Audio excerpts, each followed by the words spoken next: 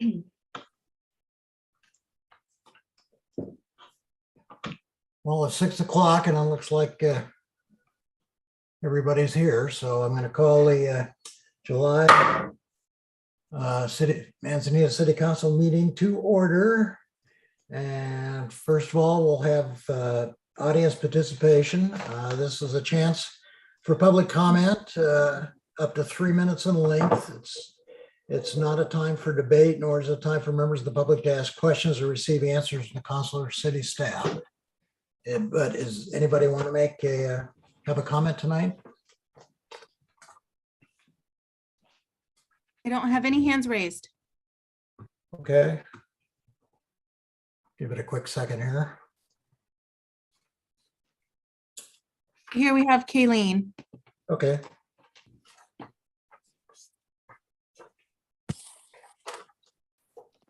Hi, am I unmuted? Yeah, we can hear you, Kayleen.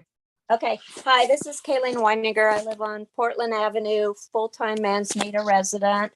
I do have one quick question, which you don't have to answer, but I'm hoping that. Hello? Yep. We can hear you. Oh, okay.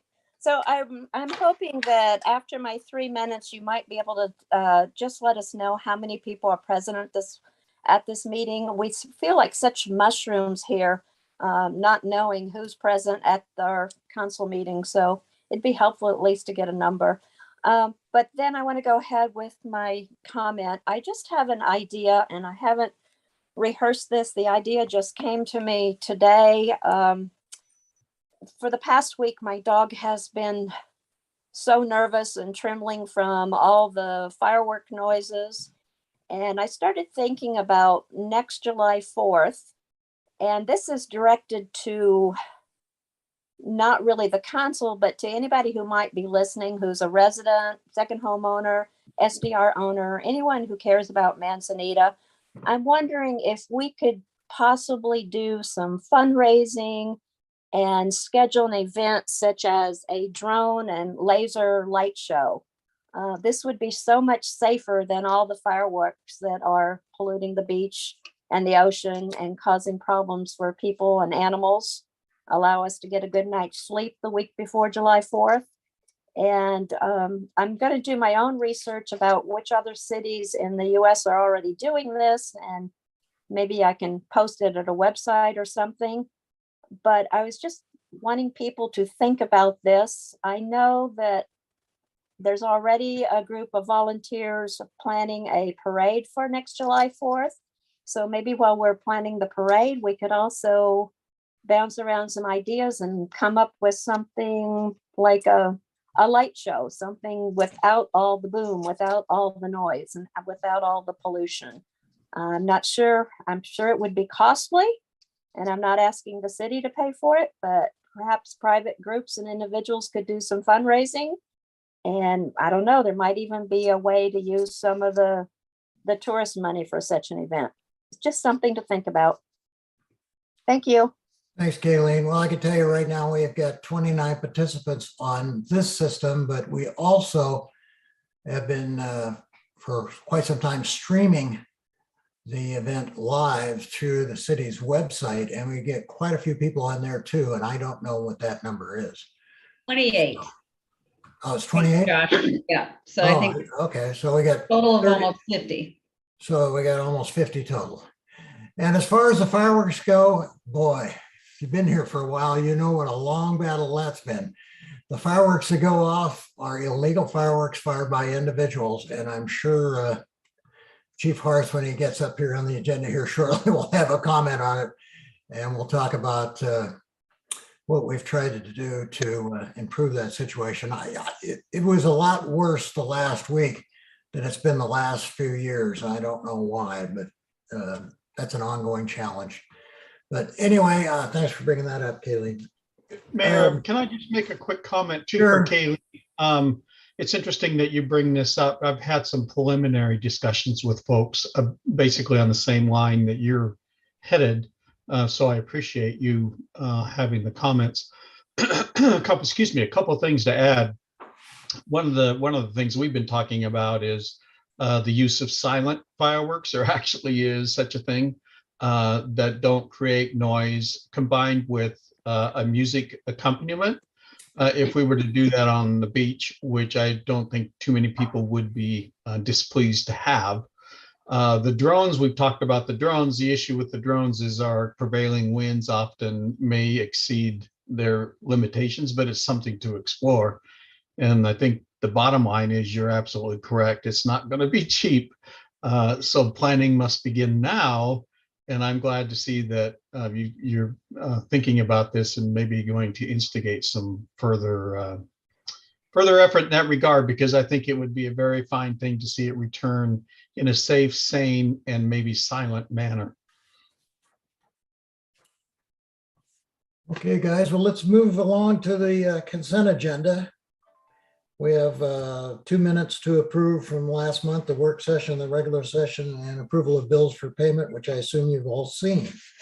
Any questions? Move to accept. Mr. Mayor, there is a hand raised. Oh, Thanks, Steve. That's Sandy Wood. Are we taking comments still? Oh, okay, I didn't realize we had any more. I'm sorry, go ahead. Oh, thank you. And I want to thank Kayleen for the idea. My dog is one of the many that is terrified out of his mind for a week. And everybody I run into, why are we having fireworks? Why aren't they on the beach? There were fewer pieces of trash on the beach on the 5th than there was last year. So I appreciate that. Instead of picking up 17 bags of trash, I only picked up 1. So it was better. But everybody left all their litter on the street. So all the little kid fireworks are just as bad as the big booms because of the dogs nearby. I know I was walking with a friend early thinking that we could avoid all the noise and get them in and safe. And firework went off, firecracker type, and all 4 of us jumped, the 2 dogs and the 2 people. And it's not pleasant. So some other kind of event would be great. And it was especially irritating, or not irritating, but after coming into the news of the killing in Chicago area, that we had fireworks going off. And they could as easily have been a gun being crazy. So it's something to definitely try to get rid of the noise. Thank you. Yeah, thanks, Sandy. Well, we'll be addressing the 4th of July here in our first item on the agenda. So anybody else, Nina? No, looks like that's it. Okay. Were you going to make a motion to approve the consent agenda, Hans? yes, I was, and now I am. Can I have a second? Second. All in favor of approving the consent agenda, say aye. Aye. Opposed, say nay. Okay. Well, let's move on to our new business. And the first one up is Chief Carson. We can talk about the 4th of July and how much fun it was trying to control the fireworks. So, Chief, Just as fun as it is every year. So the one thing I can say is, the 4 of us were all working on the 4th of July, and we spent most of our time making sure that we didn't find any going off illegal fireworks on inside the city limits, which I never saw one illegal firework go off inside the city limits. They were all down on the beach. And there was, in my opinion, more this year than there was last year from what I saw down on the beach. Eventually, 2 of the officers went down to the beach and were able to ticket a few of the bigger groups down there. But in the 45 minutes 2 guys were down there, they were only able to catch 2 different groups. They have people run down to the water line, set up a bunch of fireworks. One guy does, lights them, and then sprints back up into town and goes into a house. And so it's almost impossible to actually see who's doing it in the dark and catch them when they're running away. And it's just it takes a lot of resources, and it's very difficult to stop the ones on the beach, especially when we're trying to make sure that none happen in town.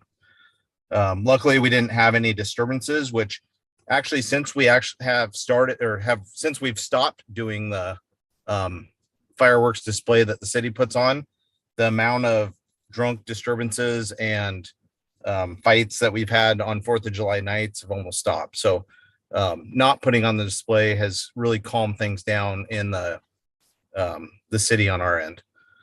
But that's I think it's a good idea about having a quiet drones or whatever they are, but people are still going to bring their own displays, and without having resources we don't have, I don't know how to stop the hundreds and hundreds of them going off on the beach. I think it'd have to be a big cooperation with the state parks, maybe state police, a bunch of different agencies together to put all the resources they had to try to stop it, which even at that, we tried that back in probably 2006 or 2000. Yeah, probably 2005, 2006. And we had at least 8 officers from Manzanita, including our reserves at the time. I think we had 4 or 6 state park employees and at least 1 state trooper. And we couldn't keep up with all the illegal fireworks on the beach. And so that didn't put a stop to it. So I don't know or have any suggestions. I'd be curious to see how it is up at Cannon Beach, since they've tried to outlaw fireworks in the whole city, to see if they're still chasing fireworks around on the beach at night. But it's going to be a difficult thing to put a stop to.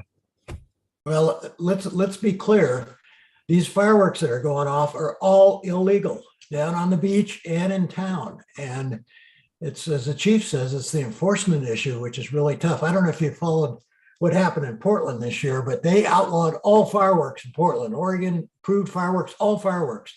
And the town went nuts with fireworks, and they just didn't have the resources to make any effort to enforce it. So as I think Hans said one time, if you don't enforce an ordinance, all you're doing is making a suggestion. And I guess it was just crazy up in Portland. But over the years, I mean, I've been down here for 30 years now. At one point, probably 20 years ago, fireworks would go off from Memorial Day to Labor Day every night. And it's gotten much better, much better in the last few years. Except this year, I thought, as you say, Chief, this year was a little worse than it had been the last couple of years. I don't know why. Yeah, it seems like there was a big concentration from Lanita Avenue down to about Pacific on the beach through that stretch. There was a lot of fireworks, and that's where Mike and John spent several hours down there. And I know they at least ticketed 2 big groups, but and then they dealt with 2 other big groups of like 20 to 30 kids that were down there drinking, and they took off running from them. So that's the other thing, is once you do catch a group, that takes up another 10 or 15 minutes of the officer's time that fireworks are being set off elsewhere while they're dealing with that one group. So just takes a lot of time and resources, but we were all out there doing the best we could. Well, how are the crowds in general? I've talked to several people that live in Rockaway Beach, and I guess Rockaway Beach was just so full of people this year that it just overpowered them. In my opinion, over the weekend just seemed like a really busy summer weekend. It didn't seem overwhelming like past years have been for the amount of people in town. We had more calls than normal just because of the amount of people, but I think we had 1 shoplifting call, maybe 1 fender bender type call in the parking lot, and then just a lot of like citizen assist type calls and questions and lost property and different things like that. But nothing major happened over the weekend for us up here, but sounded like a different story on the radio down in Rockaway. Yeah, it sounds like it. So Eric, I have a Questions for the chief? question. Go ahead, Linda. Yeah, I have a quick question. I was under the impression that we didn't have the ability to do anything on the beach since it's a property of the state park. Is that different, or is it just you're exercising your authority? Well, we have the contract with the state parks, and okay. but yeah, we do have the authority to still sight on the beach. The priority in years past has been just trying to keep the illegal ones out of town, away from houses, and kind of the safety factor of getting them, that's our priority first. Okay. But usually as the night goes on, and we see groups that are setting off a lot of fireworks or appears to be a dangerous thing down on the beach, we'll try to go catch those and put a stop to those ones. Okay, great. And the second thing I want to make a comment, I really appreciated Kayleen's comment, but I want to be really clear. The city itself has never been part of sponsoring the fireworks. The fireworks sponsored before were sponsored by the business community. Dave Dillon did a lot of work around that, but the city itself has not sponsored fireworks. So the independent nature of deciding to do something and doing the fundraising is really important. And if we want to have something like that, I think it's dependent upon the citizens to make that effort. And certainly it's appreciated if we can make it a quiet, less invasive display. Yes, we would love it if we could put a stop to the fireworks too. Yeah. And make our night a lot calmer. Yes. I've got a question for Yeah, Eric. yeah. Eric, how much is the citation? $500 is what we were writing citations for. Okay, well, that's gotta hurt. That's pretty good. But when you're looking at groups that are setting off $3,000-$4,000 in fireworks, we've actually had people. Actually, it was last year. They said, "I'll take the $500 ticket. I'm going to still set off our fireworks." So when they're spending several $1,000s to bring down fireworks, they don't really care about the $500 ticket they might get caught with. A lot of groups. So. How many years? May I ask a question about the? Sure, go ahead. I'm Yeah. surprised that 500 doesn't have a better effect, but I'm wondering how well publicized that fine is. I mean, I don't know how folks know coming into town for the weekend that they could be subject to a $500 fine. Do we?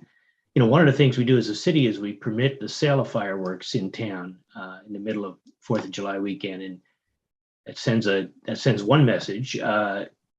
If people are subject to a $500 fine, that sends another message. I don't know whether that message gets out as loudly as the sale of fireworks downtown. I'm just wondering, would that help at all, Eric? Do you think if people had a better sense of what the fine is? Years past, we've advertised that and posted things that said that, and it didn't seem to make a difference. It depends on how much, I guess, we get that message out there. I think in the past we might have had it on that reader board sign last year. I can't recall, but I think there was something about fireworks on the sign last year. But it's something that we can look at doing next year, is possibly advertising more about what the penalty is if you do get caught. Well, so given your expertise and background, is there if we were able to raise fine, or whoever would have authority to raise that fine, is there a number you think would make more sense, or would be more effective, I should say? Hard to say. $500 would sure make me think twice about things. Yeah, that doesn't. But there was some well-known people that everybody in here would know said last year, "I'll take the fine." So it just depends on the person. Okay. So Eric, did you at one time put the fireworks in water? Because I know you can't confiscate and store them for obvious reasons, but wasn't there a period of time where you actually put them in water so prevent them from being useful? We've tried different things. We used to confiscate them, and then it came up to the storage that we didn't have a spot to keep them and store them, and not able to get somebody to come pick it up from us. And then one year we did try. It was the few that we did confiscate, we actually soaked in water is what we did. But this year we did not confiscate any of them. Okay. How many years has it been since we've had a professional fireworks display? And Linda's right, it was never put on by the city, it was put on by other organizations, but 5 or 6 maybe now? I think it's 4.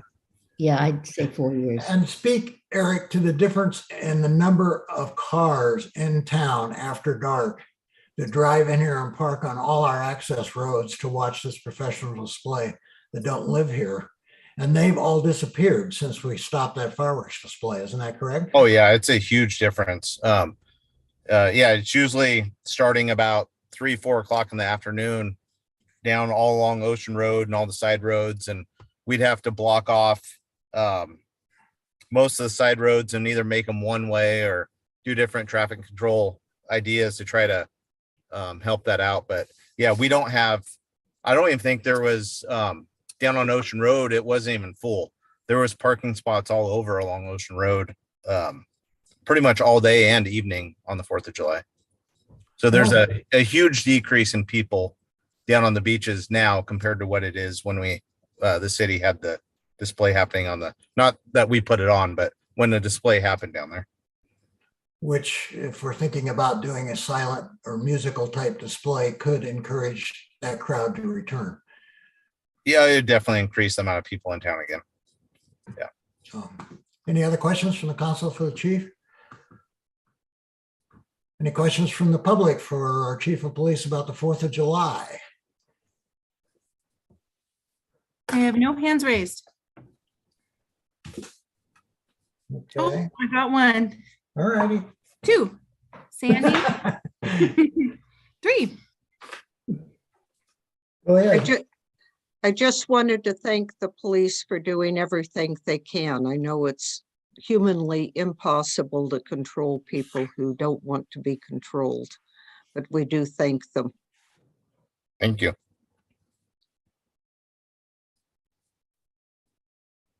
You have a couple more, Nina? We do. Next is Brian. Hi, can you hear me? Yes, Brian. Thanks for taking questions.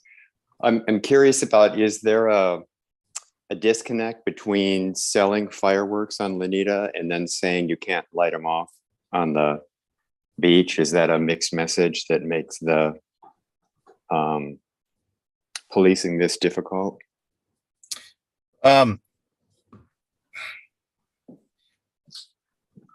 We only go, I know all fireworks on the beach are illegal, and that's a state park regulation. And we don't have the resources to deal with the all the fireworks, and so we're just looking for the dangerous ones on the beach. I'm I just don't know wondering that why do we sell them? Well, let me jump in here on that. You That can- fireworks stand has been in place here in Manzanita for, well, they've been doing it for at least the 30 years that I've lived here. They sell legal Oregon fireworks, which are you know, sparklers and stuff like that. The ones, and it's always been done. The proceeds have always gone to charity, various charities, NCRD, Fine Art Clinic. I know this year it was for the senior class at the high school. Right. So you have to have a discussion of all that precedent of 30 years of raising money for charity. You cut that off, and we can have it. We've kind of had that discussion before, but that's the discussion that has to happen. But the problem fireworks we're having are the people that are bringing in these huge illegal mortars and putting them off at night. But does it send a mixed message? I don't know. But it's been going on for, as I say, for 3 decades for charity. And that would have to be a decision the council will have to make. We get an event permit from them each year, and we'd have to make a decision to not allow it anymore. So, Well, I appreciate what you said, because I hadn't considered what they're actually selling. And if they're not selling problematic fireworks, then it's probably not an issue. yeah, but you're right. It could be a mixed message. We've had this discussion before. Trust me. Yeah. Yeah. But it's something. All right. to consider. Thanks. Thank you. You bet. Okay, next we have Linda. Thank you. Good evening. I want to also extend my heartfelt thanks to the police department for all they do. But I'm curious, when there's such blatant disregard for fines, if there's an opportunity for some sort of progressive, here's your $500 citation, you set off another one, here's the $1,000 citation, and then I don't know. I mean, what options do we have? Well, to really deal with the fines are set by state statute, Mm. except for our city ordinance fines. So if it's something that's in the city limits that we cite for, that's something the council could look at on the city ordinances. But we didn't cite one illegal fireworks in the last 2 years in town. 3 years ago we did, because I think I got 2 or 3 and a couple other guys got a few in town. But for the last 2 years, we haven't cited anybody in town. And so I don't think we have the option to raise the state park, the OAR fines. Oh, Okay, I understand. Thank you.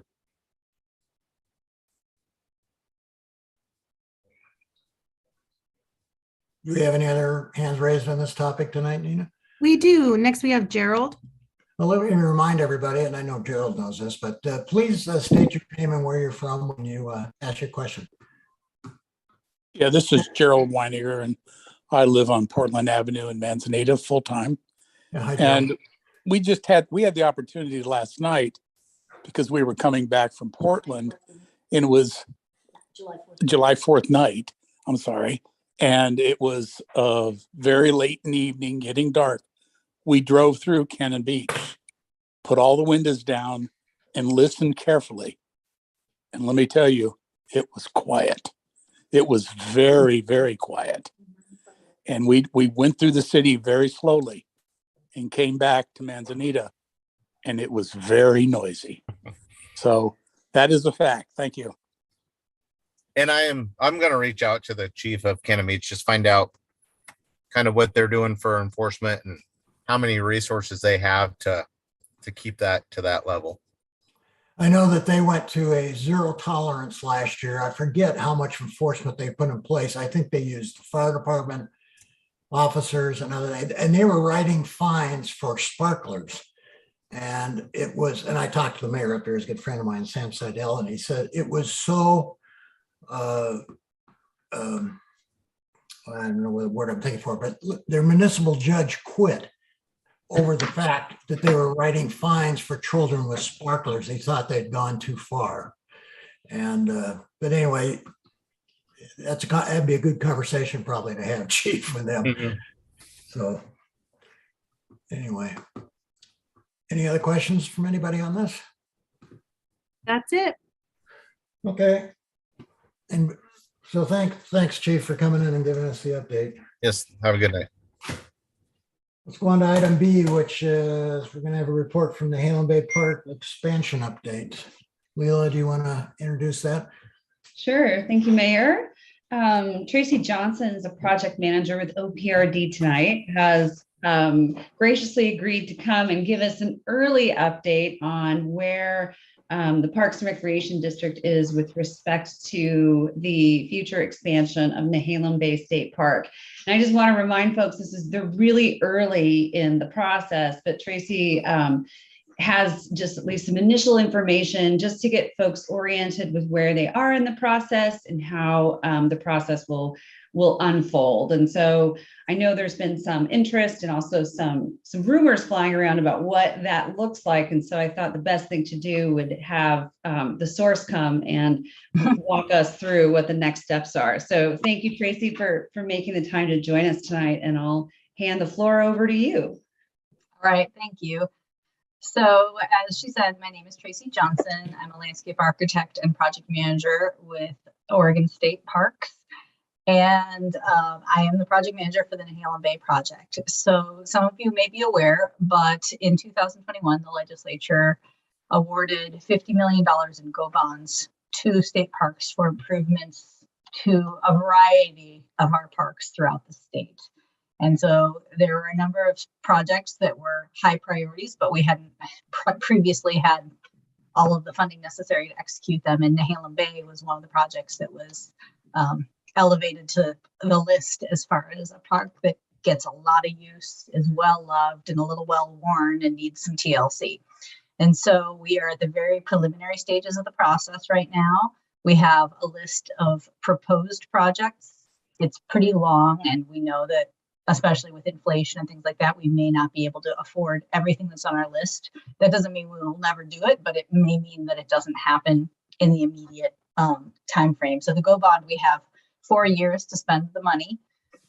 We've got, at this time, we've allocated 5 to 8 million for improvements at Nehalem Bay State Park. It is possible that we will get some additional supplemental funding, but that's the pot of money that we're working with right now. And that's intended to cover everything from initial studies such as cultural surveys and wetland delineation to the design phase, the permitting, and the construction. So it's a decent amount of money, but we have a lot of things we need to spend it on.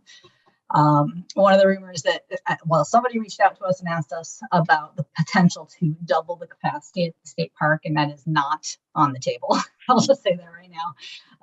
The improvements that we're proposing are somewhere in we don't know exactly, like I said, because we have so many things on our wish list, but we're proposing to add a cabin loop, renovate utilities in all of the existing loops,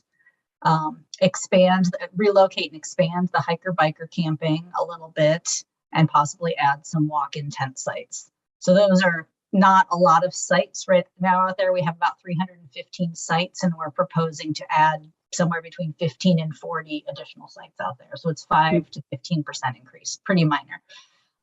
In addition, we'd like to repave the entry drive to the day use. We have additional utility improvements that are proposed for the day use restroom. We would like to renovate the boat ramp, but that project it'll require heavy permitting, and it will require quite a bit of funding, and is likely to not happen through the Go Bond, but we will be working on it in the background, and we will hope to execute that in a few years. What else do we have on the list? All of these things are things that were included in our master plan, which was adopted in 2009. And we do have a website up that shows the list of Go Bond projects. And as the projects get underway, we will be updating it so that people can check in and see how things are going. We've been in early communication with Tillamook County about the permitting for the projects. And so that will be continuing to proceed. We'll also be in communication. Well, we have been in communication with utilities for wastewater and Manzanita Public Works for the water that serves the site. A lot of it will be, we're trying to balance needed renovations and a little bit of camping expansion, and also adding some additional facilities like having cabins, which we don't have out there currently, adding a couple of additional restrooms to help distribute the usage within the site, things like that. So as I said, we do have the Go Bond website. It will be updated as we get underway. And in the near term, starting later this summer, we'll be proceeding with cultural and archaeology surveys and wetland delineation so that we have an idea. We know we have a lot of resources that in both of those categories on this site. And so the first step is trying to identify the areas that we want to avoid so that we don't inadvertently impact something that we don't need to. So I can talk more, but that's pretty much the update. Well, I remember when you did the master plan and you came through town, and we had several public comment sessions about that, and then you approved the master plan. It's still up on your website, that original master plan, right? And that is correct. Yes, there's also a link to the website, or a link to the master plan on our website. And I can, I don't know if I can share. I shared those with Layla earlier this week, and she can. I don't know. We can probably have them added to the minutes, or I can put them in the chat if you would like. If the chat's active on this, I'm not sure. But it's posted on the Nehalem Bay State Park website, right? So anybody can go. I'm not sure if the links are on our website, but I can check that. Okay, well, I think it was, because I looked at it not too long ago. I thought I did. But anyway, as I remember that master plan, it looked like it was a much more aggressive expansion of the park than what you just described. So like maybe 50% more campsites, because you had the cabins, you had another tent loop, and I thought by where the airport is, and you're not planning on doing that much expansion is what you're indicating, or? Just not at this time. So the master plan is intended to be a 20 to 30 year horizon planning tool. And so for this phase of the project, we're not proposing to expand at that level. In my communication with Tillamook County, they indicated that as long as we do not exceed the proposed capacity in our master plan, they're fine with it, because we went through a public adoption process and it was approved. And therefore, that level of capacity increase is allowable, but we are not proposing to expand or develop all of those elements. We just don't have enough money, even if we wanted to, at this time. Well, I remember when that park opened in the mid 1970s, and I don't think you've added a campsite since. And I think the population of the state of Oregon has doubled since that campground opened. So I know how busy you are down there. Yeah, definitely. So any questions from the council on this? I did have two, Mayor. Tracy, you're not adding a whole lot of capacity, but as part of these projects, will there be a time where a number of sites are out of commission? And when do you expect that to happen? Do you have a timing down for that? And then the second question would be, are there other funds for like Oswald West, for example? Will there be any additional money spent at Oswald West, which is, we got one on the north and one on the south. So I'm just as curious about Oswald as I am about Nehalem Bay. Okay. So let me get the first one. So there will be, as we work through some of these projects, there will be elements of the park that have to go offline for periods of time. It's a little too early to really know exactly when that will happen yet, but there are a couple of things. First, we have proposed improvements at 4 coastal campgrounds, and we obviously cannot take 4 campgrounds offline simultaneously. So we will be, we're working closely between the project managers and our planning and internal teams to make sure that we're thinking of phasing the work both within the parks and between the parks so that we have minimized impacts. We're also hoping to try to do some of this work at least during the fall or winter season, so it's less busy and therefore less of an impact to the park. That will be somewhat dependent on the water table, because as I'm sure you're aware, the water table is pretty shallow at Nehalem Bay, and so it will have an effect on some of the things we're doing, some of the underground utility work, but the things that we can proceed with in the winter, we will. And because of the quantity, like we have quite a few different projects potentially proposed for Nehalem. So I've been talking to a consulting firm about breaking it into phases, and so again that we're working through them over the course of the time frame, not all simultaneously. So it's just trying to minimize the impact to the users but get the job. And then as far as Oswald West, at this time Oswald West does not have any proposed improvements on the through the Go Bond. So if you look at the Go Bond website, you can see the full list of projects that are currently proposed, but they include Fort Stevens, Nehalem Bay, Beverly Beach, and Cape Lookout, which are all heavily used, well-worn campgrounds that needed some improvements. But then we also have to divide the total money between other projects across the state. So we're also making improvements at Silver Falls, Milo MacGyver, and Shampooey in the Valley region. Women's Forum, which is a project that's been on the list for a long time and needs some improvements, and that's in the Gorge near Council Crest. And then we have Silver Falls and Kamwatchung that are in the mountain region. And it seems like there's one more mountain region project, but I can't think what it is right now, so I apologize for that. But yeah, so we're kind of dividing the money between a number of projects. And then as things get underway, there is a possibility that, as I said, some additional allocation of funds may happen to specifically focus on restroom and paving improvements in some of the other sites around the state. If you have proposed projects that you're that you think are on the wish list for Oswald, you can let me know and I will add them to the list. Any other questions before we go to the public? See if we got any questions or comments.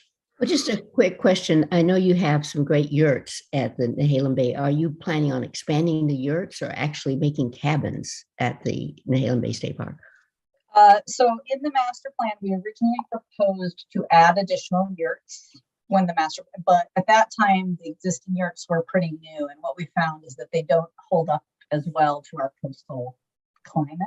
So while they're very popular, they're deteriorating and not holding up the way that we want to. So if you look at the master plan, there were 2 There was a proposed cabin loop that was kind of in the northeast quadrant of the park, and a proposed yurt loop that was in the northwest portion of the park.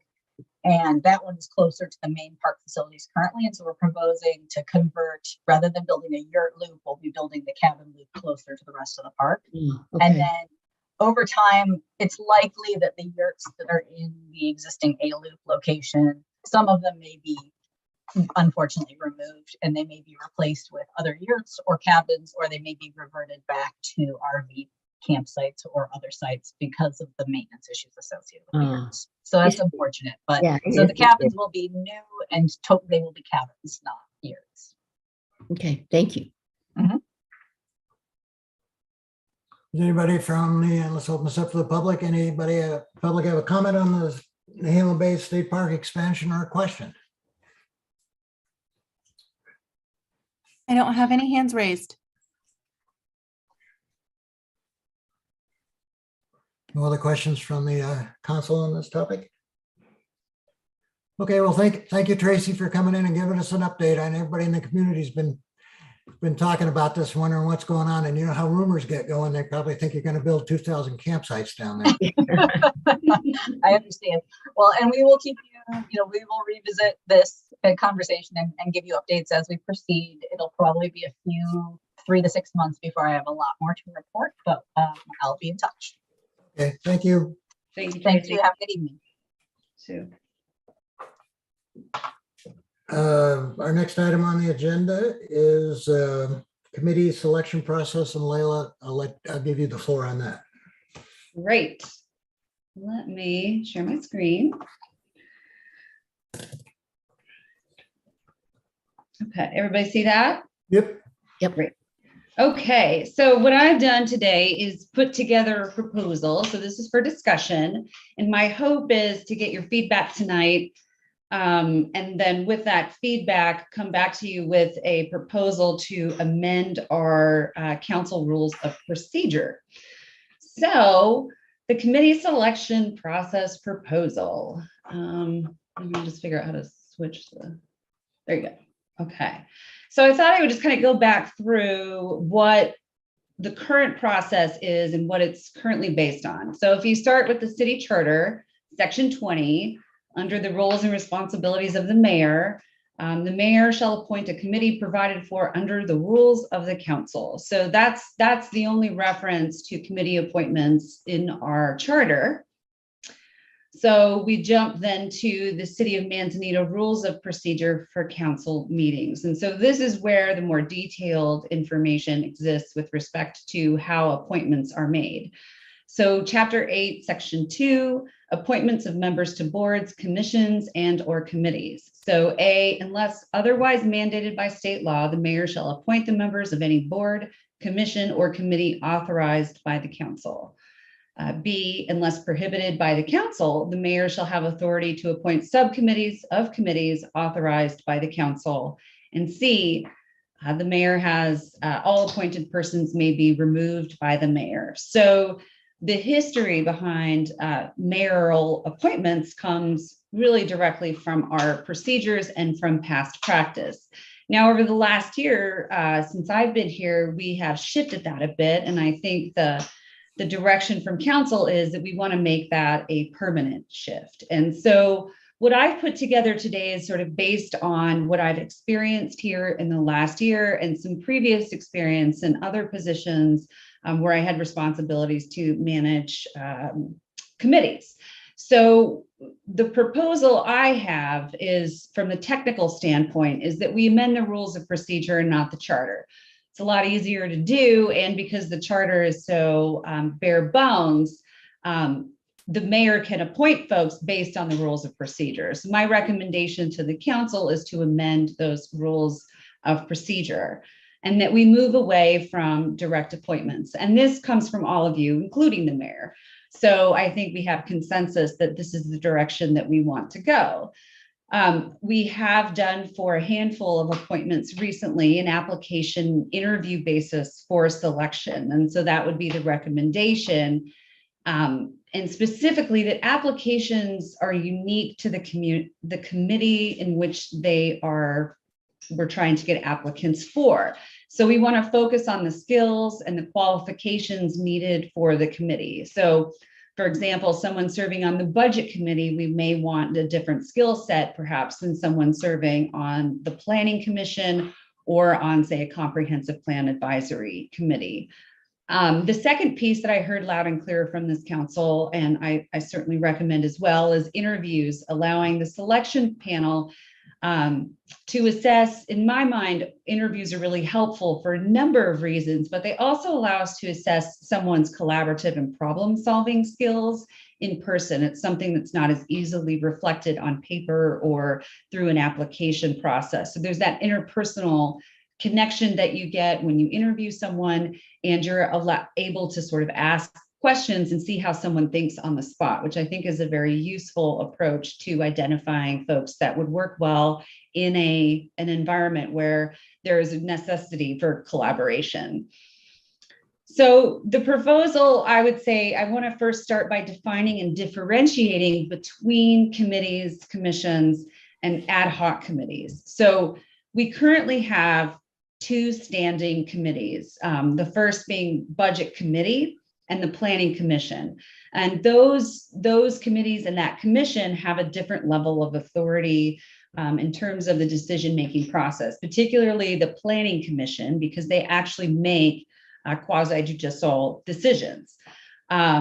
And then the standing committee, the budget committee, of course, has an official role in terms of recommending approval of the city's budget to the city council. Although they are in a decision-making body, they are an essential part of how we do our budget, and that's essential to how the city operates. So I think those committees really are standing committees. Those are ones that always have to be staffed and always have to be personed with folks to serve these very important and critical roles that we need on an ongoing basis. I think ad hoc committees are a little different. These are typically limited in scope and duration, and I threw up some examples, some of which we formed, some which we are in the process of forming, and some we will be forming. So for example, the short-term rental committee that was recently established has a very specific charge and a very specific timeline. The Revenue Diversification Committee, which we'll talk about in a moment, that too. So these are specific and they typically have a limited duration timeframe. So I think having in our rules some differentiation between the types of committees, but I think the process is the same. So step one, again, just a recommendation, is to establish a selection committee. So for a standing committee, my recommendation would be that a member of council serves on that committee, and that is determined in an open meeting and discussion.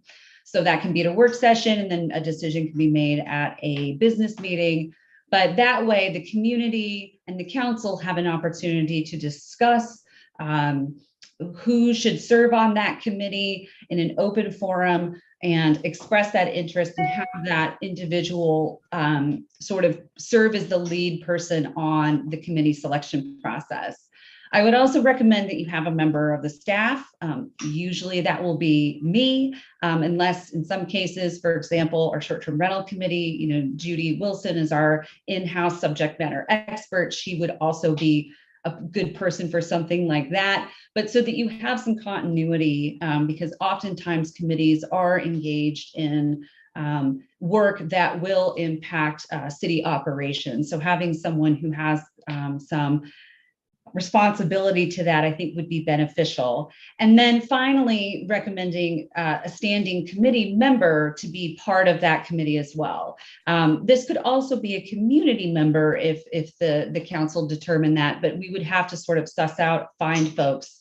So I think my recommendation would be having sort of a 3-member committee that includes a member of council, a member of staff, and a member of the existing committee whose term is not up. The logic being that these folks really have a good sense of the breadth of responsibilities that are needed and the skill sets that would be required to serve in those positions. Secondly, the For an ad hoc committee, I think we could take a little bit different tack for that. Again, I think having a member of staff be, and again, that will likely be me, but if possible, say if it's another skill set, perhaps emergency management, that would be perhaps Dan, our public works director / emergency manager. Again, I think having a representative from the city council is always very beneficial, because oftentimes, again, ad hoc committees are participating to help support policy. And so having our policymaker involved is also, I think, beneficial to the process. And again, I think having an open discussion about whom that person should be would be helpful to have in a public setting. And then finally, optionally, you can have an additional member of the committee. I like to have odd numbers. But that person could be either another staff person, it can be a person from a partner agency, or whomever the committee decides, the selection committee decides if that needs to occur. So step 2, my recommendation would be to work with that committee to finalize the application and qualifications. So for standing committees, this may be something that we just developed once and that we update periodically. For ad hoc committees, a new application may need to be created for each committee. And the purpose here again is we want to get folks with specific skill sets to assist us with the work that we're doing. So we want to be really clear about the types of skills that we are looking for. So again, the committee would collaboratively work together to define what those questions should be. And then that would form the foundation for the evaluation of those candidates.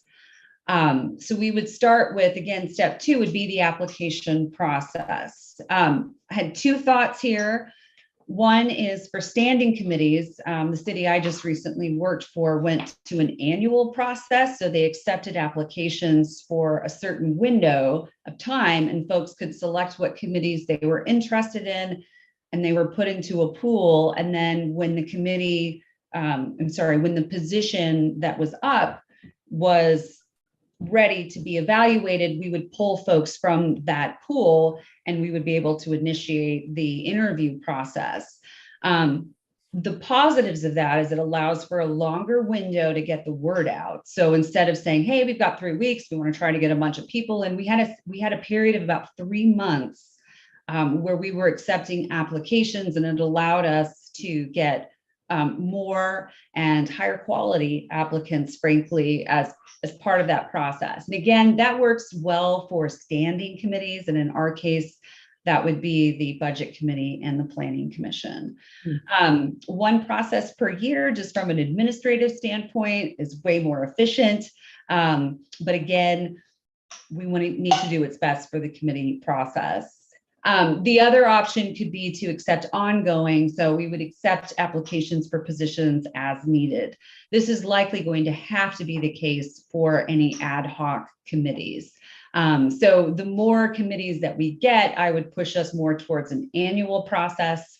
But for ad hoc committees, we're always going to be going through an individual process for those anyway, because I can't say if we'll have a different ad hoc committee in 3 years, and we want the flexibility to be able to do that. But the process would really remain the same. There would be a committee selection, a review committee, an application that's collaboratively put together, and then an application process. Sorry, my screen just disappeared. Okay, well, it seems to be working on the screen, so we'll just stick with it. Okay, so once we went through that process, the committee would individually evaluate the applications. So we would all do that. And then the review committee would meet and discuss the applicants and come up with a short list of applicants for interviews. Once the committee selects that short list of applicants, we would collaboratively work together to develop interview questions. And then the review committee would conduct interviews and based on those questions. And then we would evaluate the candidate's performance based on that. we would deliberate. So step 5, and I've used a forced ranking method. So that's where you say, okay, this person's number 1 in the first interview, and then that person becomes 2 in the second interview, and so forth. Or some other method that we can evaluate and rank candidates. And then the review committee would really need to reach consensus. So on a candidate or candidates, depending on how many are being selected at that time, and then would recommend that appointment to the city council.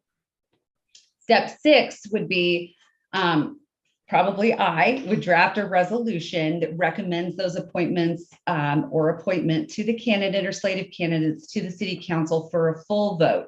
So it would not just be the mayor making the appointment, but the whole city council would be involved in that. And they would be able to ask questions in a public forum. And if approved, then those candidates would be added to the committees officially. If not approved, then the council can direct staff to restart the application process. That's never happened in my experience, but I always like to have an outlet just in case. So that is the proposed process that I came up with, and would love to hear your thoughts on that. And if there's any questions that you might have, I'd be happy to answer those. I like your annual selection process, because my experience of doing this over the years, it seems like every 2 or 3 months you got to go find one person for this committee or that committee, and it's an ongoing process. You're just doing it over and over and over again. Might be simpler to do it annually. So any comments from the council? My only comment, I think the process looks great. My only question is, and Layla, you just referred at the end to the likelihood that the fact that you've never seen in your experience, council reject a slate of candidates, and that could well be the case, and hopefully that's a reflection of the good work that the selection committee did. But instead of putting the council elected by the people to represent their views, instead of putting the council in a position where they're just sort of doing a pro forma, embracing of the selection committee's process, would there be any benefit to at least having some process by which the council can evaluate the proposed slate? I mean, if it's just up or down, you're right, it's almost always going to be up. It just seems like a strange delegation of authority away from council. And 99% of the time, you're right, it's not going to be a problem. But I can just envision that one time when a counselor or a couple of counselors look hard at your nominees and have to make a very difficult and awkward decision without any criteria. So I'm just wondering if we should give any thought to that at all, or we should just hope for the best, because you're probably right. The best will almost always win out. But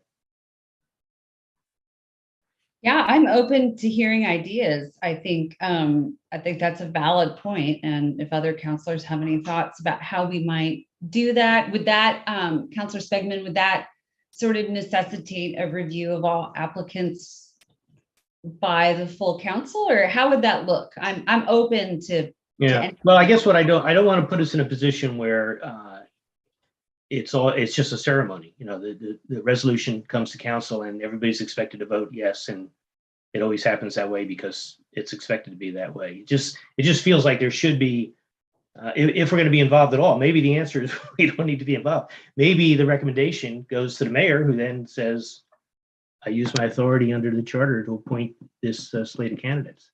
But if you're going to ask the whole council to say yay or nay, and they're almost always going to say yay, it kind of puts them in a weird position of being afraid to say nay, or not having any criteria to say nay on. I guess I'm anticipating the worst case scenario, and we don't expect that, and hopefully we don't experience it. But if it arrives, the council is left with just sort of a culture of always saying yes. What do you do if you have to say no? I guess you say no, but it would be nice for all concerned if there was some criteria that you said no on, and not just, I don't like that person. So, we don't have to fine tune the very last step of the process tonight, but I just think that's one area that I would be curious about, checking in with some other jurisdictions if anyone's got any language that gives a counselor a framework to base their vote on. Well, Jerry, I had some of the same concerns. Especially if you kind of bring one candidate in to the council and council votes, it's going to be very awkward. Yeah. Unless you have specific criteria, and even then it's going to be awkward.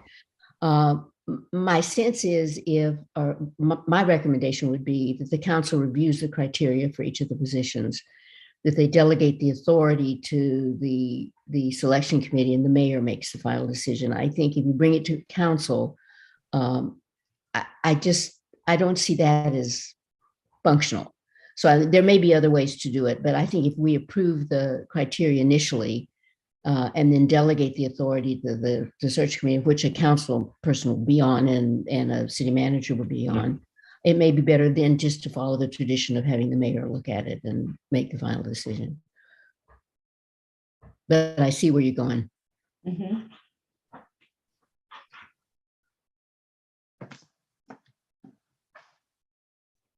I guess from my perspective, I agree both with Jerry and Linda. I think about how did we get here. One of the reasons we got here is because we really didn't have any formal process, but we were evolving from a time when we were begging people to join committees. And it seems as though those days are behind us, and that we have a lot of interested and active members of the community that want to be participants. So we've made one giant leap in that regard. I do think it helps the mayor, though, to have a list of nominees, if you will, that is reviewed by a group as Layla has described it, and that he's given a name that he can then yay or nay it. But I do tend to agree with bringing it to the council brings its whole set of issues. My big thing, and I look back to the short-term rental work group, is I felt like there needed to be a process, at least interview the folks, at least talk to them and do the kinds of things that Layla described relative to understanding their ability to deal in a team atmosphere, their thought process. I mean, those are the kinds of things you get out of an interview, as Layla correctly identified. So as long as there's a process and people are judged for the qualities necessary to serve on a particular committee, I'm good with it. But I think going directly to the mayor is probably a smarter, wiser thing. And we're not going to change our charter. And the charter says the mayor will appoint the committees. For us to to not do that, we'd be in violation of the charter. So I think we kind of have to stick with it. Two things to respond to Steve. I think you're right on. I think the other thing that Layla mentioned that I thought was helpful is that the committee would look at all of the resumes and come up with a number, maybe not all of them, but come up with a number they were going to interview. But then the people that weren't interviewed would be communicated with, so that there would be, we're going to interview these 4, and this is the reason, and thank you very much for applying. The other thing, I like the annual kind of accumulation. I've talked to people who are quite interested actually in the planning commission, and we're wondering about the process, and some for the budget committee. I think it's incumbent on us and the community to encourage people to be part of that, so that we have a good basis from which to choose. And so that, since it's a change in culture, I think it's going to be really important to talk a lot about that, to put your name in if you're interested, so that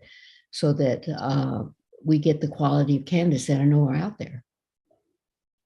Which brings up another issue that I thought about as Layla was talking about that. Then that is, if we do an annual approach, do we set it up so that people that are not appointed immediately are in some kind of a queue? Should there be a resignation because people move, people, life events happen. So do we establish some kind of a queue where,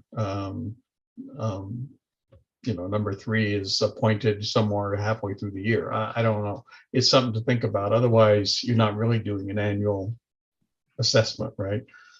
You're going to end up doing it every time somebody is needing to be reappointed. Mm.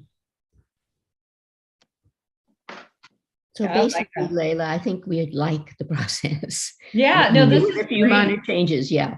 Yeah, so if I could just sort of repeat back what I've heard, I agree. I like the idea of having the council sign off on the criteria. So perhaps step 2, you still perhaps determine who on the council will serve on the committee. And then I would work with that counselor to draft some criteria, and then we would come back to city council for discussion and approval of that criteria. And then that committee would then be delegated the authority to make a recommendation to the mayor. Is that what I heard? Or does that sound like it would meet the needs that the 3 of you brought up? I think it's a great suggestion. Yeah, I think that, so you're looking for a way to sort of involve council intricately in the process. I think that adds to that. And I'm just looking to avoid the sort of last step of the process, which didn't really feel like it had that much, as a practical matter, that much teeth to it. I mean, the sort of final sign off. So I like having council, both through one of us representing council on the committee, and the whole council helping on the ad hoc committees, certainly do the criteria committee by committee. They're going to differ. I mean, obviously the short-term rental committee needs a whole different skill set than the revenue diversification committee. So I think having that sort of understanding going in from council in the form of selection criteria is very helpful. That's great. I think that's great. I can certainly revise the approach to include that. It's pretty clean. It feels very clean. The other thing I thought about is the term selection. Does that cause some confusion, because they're not really selecting the individual, they're making an advisory recommendation, if you will? I was thinking more in terms of a nominating committee, or that way it's not really, because they're not really charged with selecting the person in the sense of they're going to make the final determination. No, that's great. That's Yeah. a good idea. Yeah, I like that too. The other thing I will mention, just as a quick aside, more with a smile on my face than anything for Layla, and that is, I know there's people that have been selected to be on the short-term rental committee that are probably confused right now, because we've been talking about that as a standing committee, that it has terms for appointments, but it had no end date for it to be a committee. So maybe you and I can have an offline discussion, maybe with Jerry, about that. But my perception was, as we went through this process, that it was our third standing committee because of the importance that short-term rentals have on our community. And that was a recommendation of the original work group as well. So yeah, no, I actually stand corrected on that. You are correct. It is a standing committee, and I apologize for that, but yes. Well, you don't need to apologize. I just know that there'd be all kinds of texts going back and forth right now. Save us all that. I stand corrected. Yeah, because we assigned 4-year terms. That's not an ad hoc committee. Yeah. So thank you for that clarification. Okay, so have we given you what you need to whip this into shape and bring it back to us next month? Is that the plan? Yeah, I do.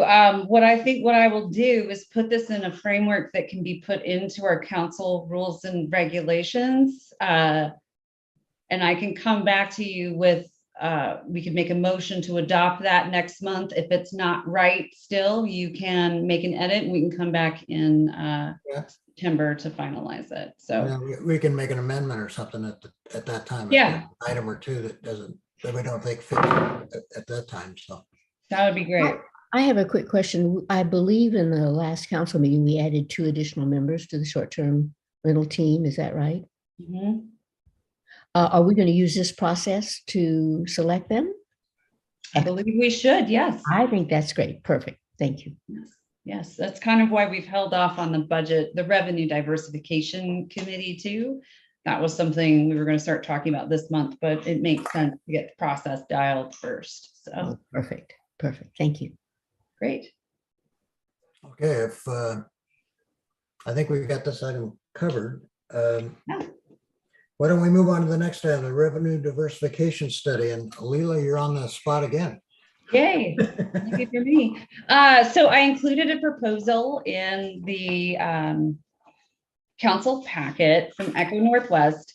So what I did is I worked with Councilor Spegman, and I conducted what I call an intermediate procurement process. So I went through and I informally requested bids from 3 contractors, and 2 of them provided proposals. One of them declined, but actually joined one of our proposal teams. And Councilor Spegman and I both reviewed these proposals and are coming before you today to recommend Echo Northwest as the consultant to help us start the revenue diversification.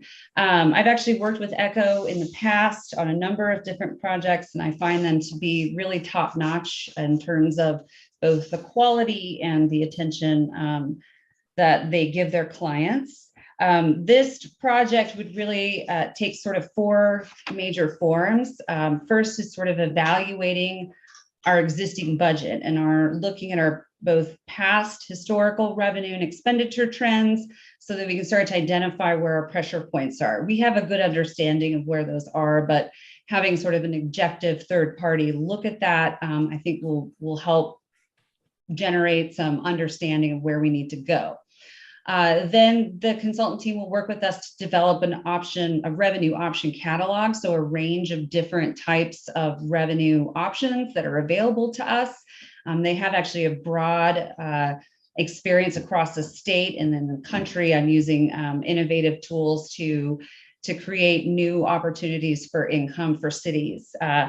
The other benefit to this team too is that Deb Gallardi will be part of that team. She's actually a local Manzanita resident, and she's an expert in fees, which is something that the city, I think in terms of, I hate using the term, but low hanging fruit, having someone with Deb's expertise will be, I think, extremely beneficial to us, as well as having a local person who lives in Manzanita, at least part of the time, I think will be also really helpful to the city.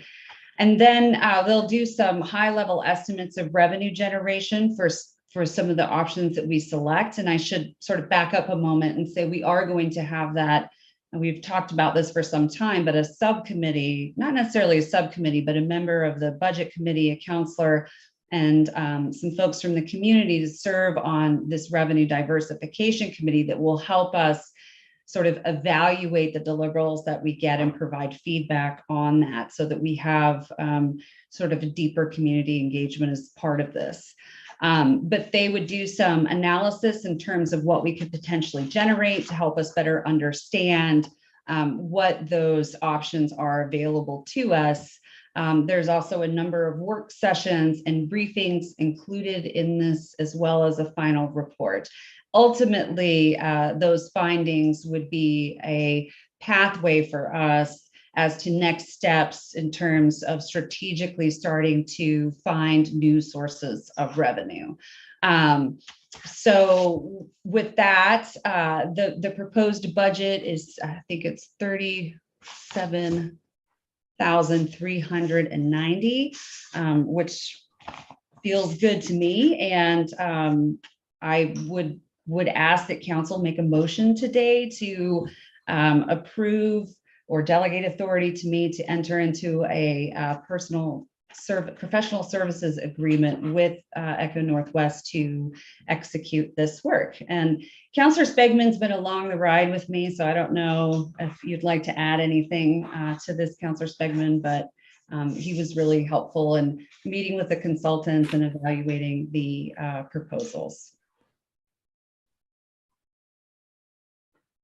You're on mute, Jerry. I'll just say that from the outset, I agreed, and I think several people who were whispering in my ear agreed that this opportunity to take a serious look at revenue diversification is sort of a generational challenge and a generational opportunity for this community. And I don't think we can wing it. I think we need professional expertise to help us. I think Eco Northwest has a great track record. I actually had a brief involvement with them years ago in a different life. It was a very positive one, but when we talked to their team, Layla and I, it was clear that this is something that they do all the time on a regular basis with a lot of communities throughout Oregon. They're very familiar with the constraints that cities in Oregon operate under.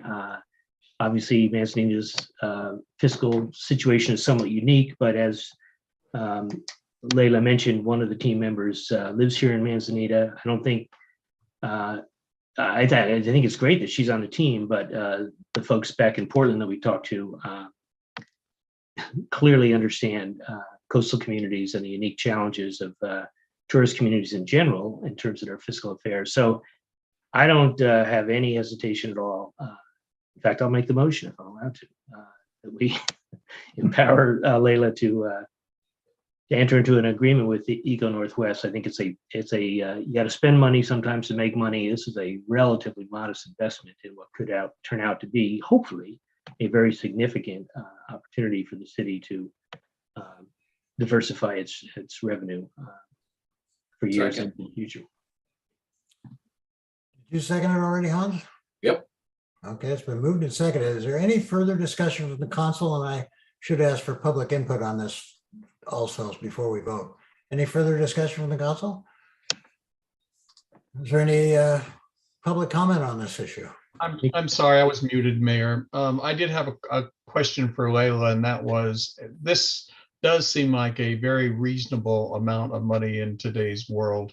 And it seems to me as we went through the budget process that we were thinking that we might be into this for more than this, I guess is the comment. So is that an accurate, we're doing well right now with this as far as the, and the other thing that I would just say that this has been on the burner for at least the 5+ years I've been on the council, and probably well before that, that our reliance on a single stream or single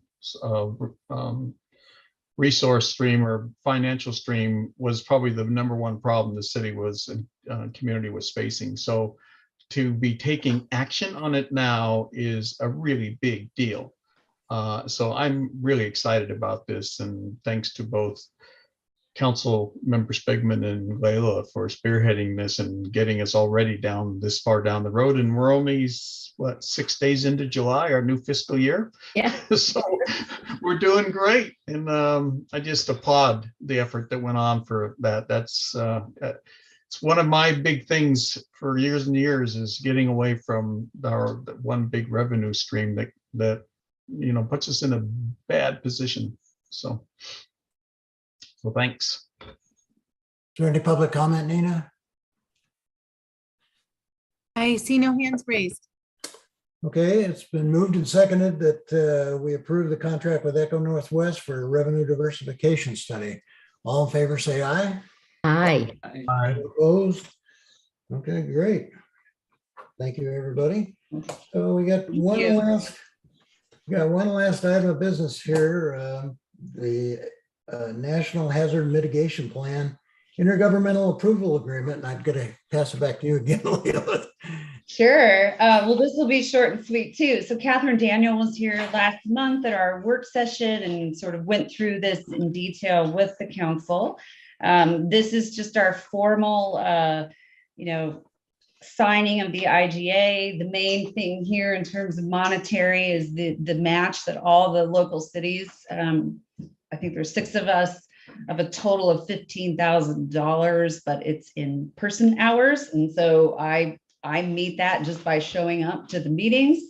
But ultimately, I think this is something that's really beneficial to the city because it makes us eligible for for grants we wouldn't otherwise be eligible for. And I think in terms of hazard mitigation and planning, I know this council's in full concurrence that of the essential need to do that and to be good partners to the county. So I'm just asking the council to make a motion to authorize me to execute this intergovernmental agreement with DLCD, which is the Department of Land Conservation and Development, for those that are not acronym focused as I am.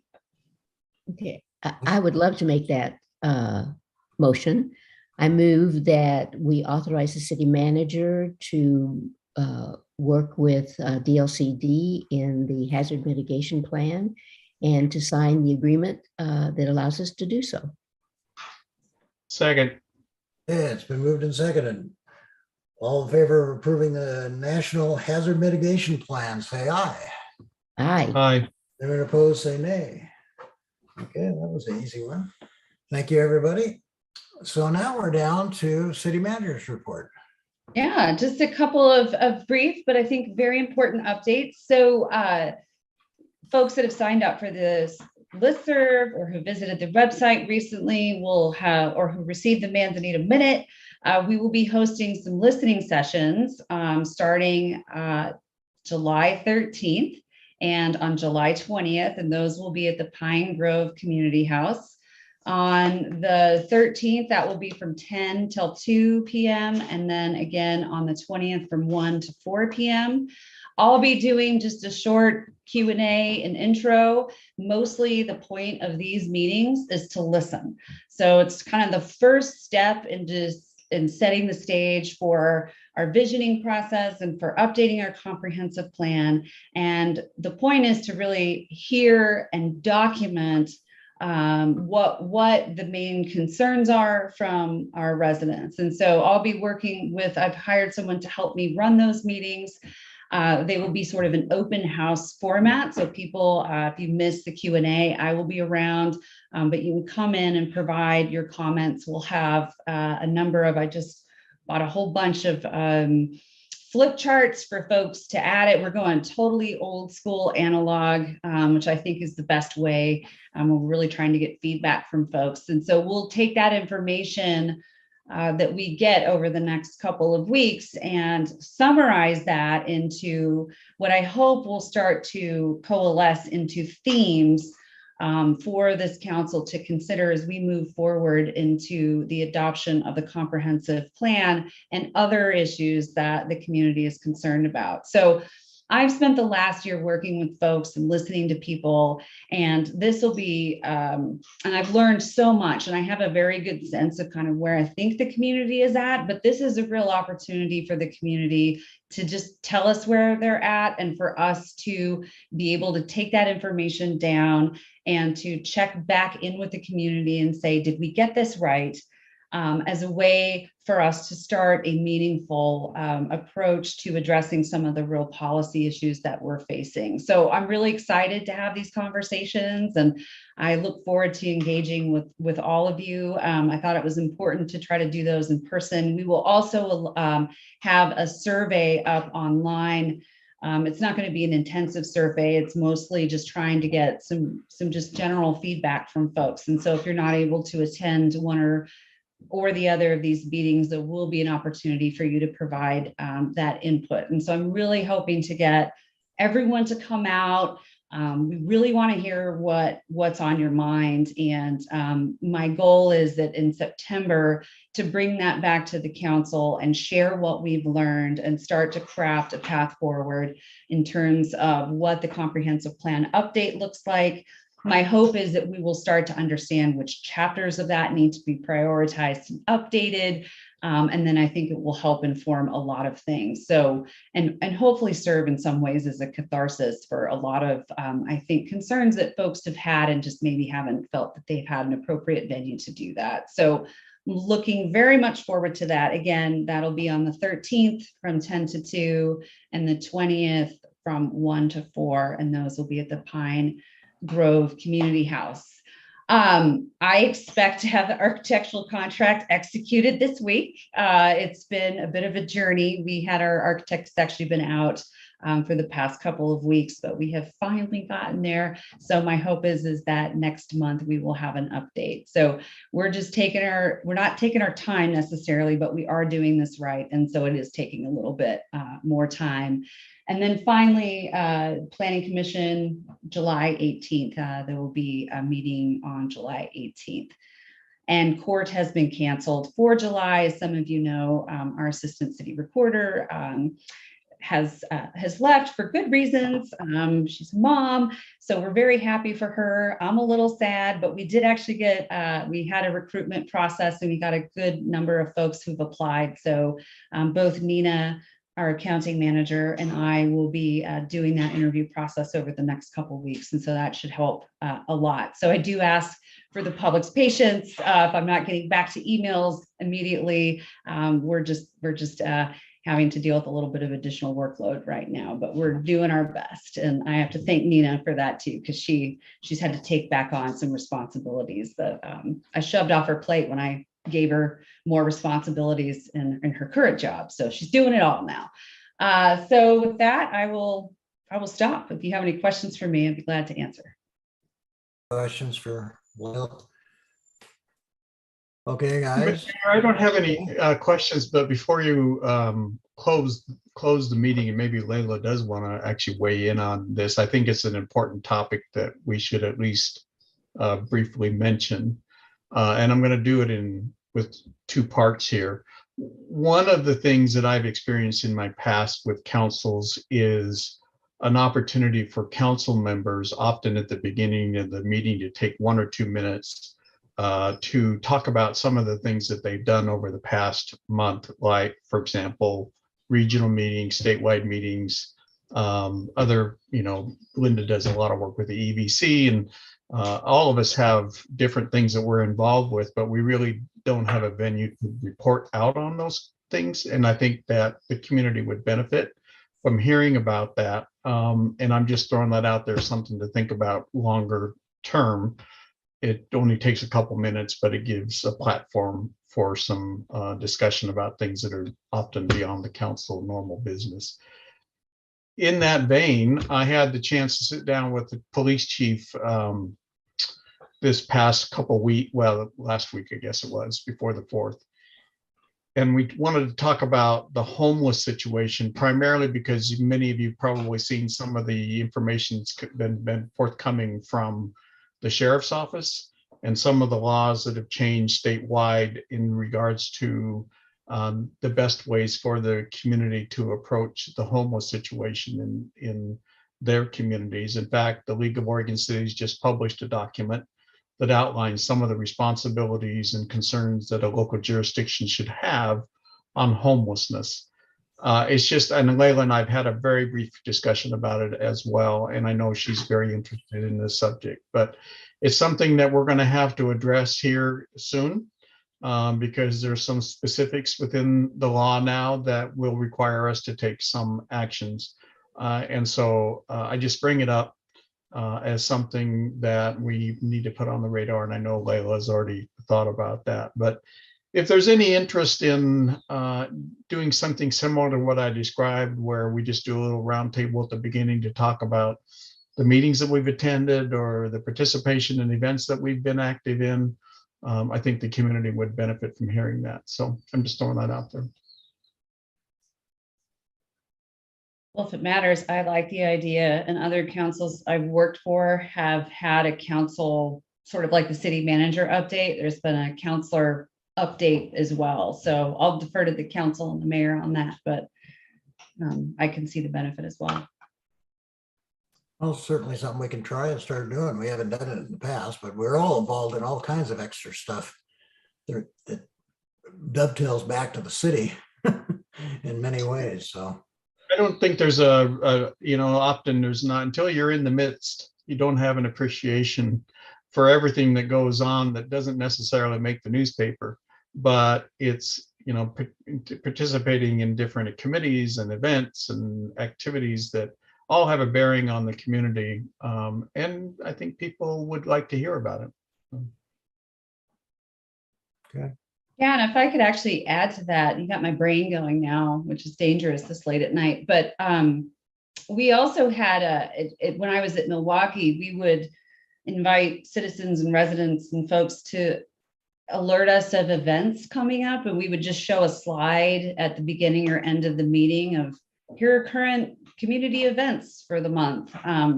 So that might be something else that we consider down the road if community members want us to help get the word out.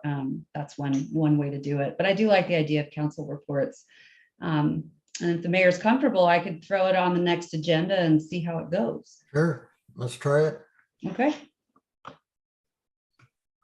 Okay, if nobody has anything else, before we adjourn, I want to remind the council that we're now going to go into executive session to conduct an annual performance review of our city manager. So I asked the council to log off and then log on to the next virtual meeting instructions that you should have received. So we'll log off of this session and log on to the new one. And with that, we're adjourned. Thank you, everybody. And this will not be a meeting we can report on next meeting because it's an executive. No. I'm not going to be there for 5 minutes, just a heads up. Okay. Okay. Let's just give ourselves 5 minutes to go and get a drink of water or something. Whatever you want to do. Yeah. Why don't we wait 5 minutes and then Okay, we expect everybody in 5 minutes. How's that? Yeah, right. See you Perfect. at 7:35. Yeah. Okay. Good night, everyone.